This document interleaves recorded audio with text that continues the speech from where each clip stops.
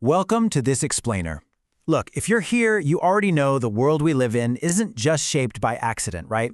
Power isn't random, it's actually structurally designed. But how exactly is that architecture built? Today we're going to look way past the daily headlines and all that political noise to examine the actual scaffolding of global influence, wealth networks. We're wrapping out exactly how influence flows across borders, across industries, and through institutions. Okay, let's dive right into this. When you think of global power, your mind probably jumps straight to public institutions. You picture parliaments, grand Capitol buildings, or those highly publicized UN summits. But here's the real question. Where are the most important decisions actually made? The reality is, some of the most influential conversations on the planet happen far, far away from public view. They're happening in private gatherings, closed-door forums, and informal networks.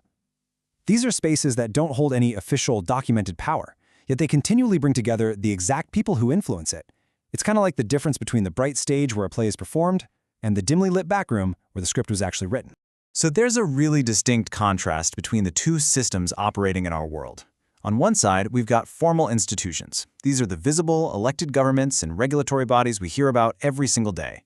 They have the formal authority, sure, but they're often totally constrained by borders, heavy bureaucracy, and those short-term election cycles. Now, on the other side, we have wealth networks.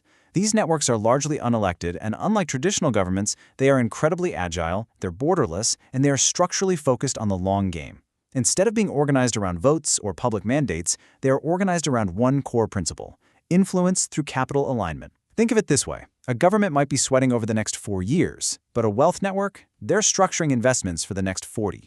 Now, the absolutely crucial point here is that we need to strip away any preconceived biases or, conspiracy theories and just look at this purely structurally. Wealth networks are not these single monolithic institutions. They aren't comic book villains sitting in a smoke-filled room.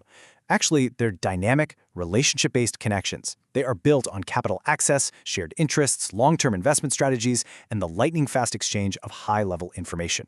They act as the vital bridges between individuals, corporate entities, massive investors, and the policymakers who actually shape decisions globally. It's literally an ecosystem of shared incentives. Which brings us to layer 1, the gathering spaces. This is the very first visible layer of influence. To truly understand how this architecture is built, we've got to peel the onion a bit. All around the world, there are these recurring physical spaces where business leaders, policymakers, academics, and big financiers meet up. The World Economic Forum in Davos is probably the one you've heard of most, but it is so absolutely crucial to understand their real function. They are coordinating, not governing.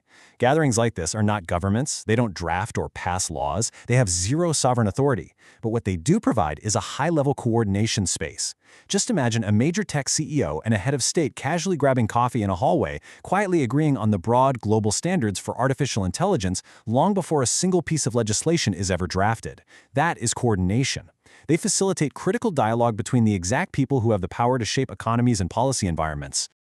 And this brilliantly illustrates a really crucial realization. In global systems, proximity can be power. The fundamental importance of these gathering spaces isn't about the formal authority they project, but rather the access they provide. We're talking access to the private conversations, the ultra-exclusive networking events, the closed-door retreats. Being in the room when the future of the energy transition or global supply chains is casually discussed over a dinner gives you a monumental advantage.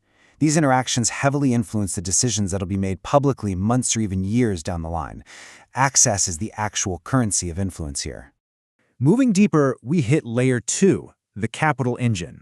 See, physical proximity is really just the beginning, because power isn't solely political. Fundamentally, at its core, global power is financial. If you want to see how this network actually operates in the wild, you have to look at the massive central nodes of the financial system. Places like BlackRock. Investment firms, sovereign wealth funds, and major asset managers act as the beating heart of this engine. Some of these entities manage literally trillions of dollars. That's more than the GDP of entire nations. Because of their sheer massive size, their internal risk models effectively dictate global lending. They're the ones shifting the global financial weight, allocating staggering amounts of capital across different industries, countries, and emerging sectors. Let's break down exactly how that mechanism works in practice. Step 1, identify opportunity. Step 2, allocate capital. Step 3, shape economic reality. Capital doesn't just sit still. It acts like water, constantly flowing toward opportunity and flowing rapidly away from risk. When a massive asset manager decides to allocate capital, say they start heavily funding green energy initiatives while pulling funds from legacy fossil fuels, that single decision reshapes reality. It dictates infrastructure development, corporate expansion, employment trends, and technological growth worldwide. They don't need to lobby a parliament to pass a law to change a nation's economy, they just need to move the capital. The market simply follows the money. Now for the deepest core layer, Layer 3, the connective tissue. So, we've talked about the gathering spaces and the massive financial engines, but the true architecture relies on something entirely human: informal, titleless relationships and shared history. Global finance operates as this entirely interconnected system where a decision in one market instantly impacts another. Big investment banks like JP Chase and Goldman Sachs serve as massive, critical nodes in the system. JP Morgan connects governments and markets via massive capital allocation, acting essentially as a giant financial bridge. Meanwhile, Goldman Sachs acts as a heavy-hitting advisory node linking global corporations. Imagine advising a sovereign nation on its national debt while simultaneously managing the institutional funds that buy that exact debt. These financial hubs don't simply sit back and respond to the world.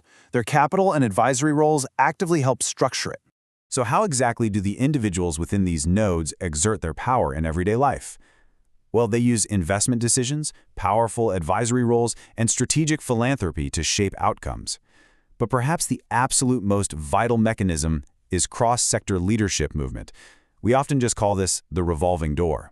Individuals seamlessly move from leading a corporate empire to advising a government agency to sitting on a central bank's board to directing a global philanthropic organization. When a former central bank head joins a private equity firm, they aren't just bringing a shiny resume, they are bringing the personal cell phone numbers of the world's finance ministers. They carry their relationships and their profound institutional trust with them across sectors, proving that influence flows through people just as much as it flows through systems. Which brings us to our main takeaway, the final truth: access over authority. Wealth networks are not these highly centralized, secret systems coordinating in the shadows.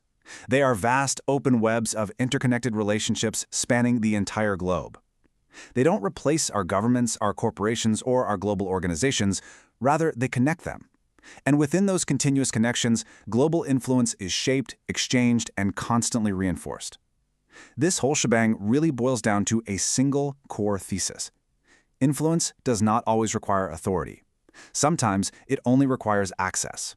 I'll say that again because it is so incredibly important. Influence doesn't always require authority. Sometimes it only requires access. You don't need the official title if you're the one quietly advising the person with the title. You don't need to be the elected official if you manage the capital that the elected official's economy relies upon to survive.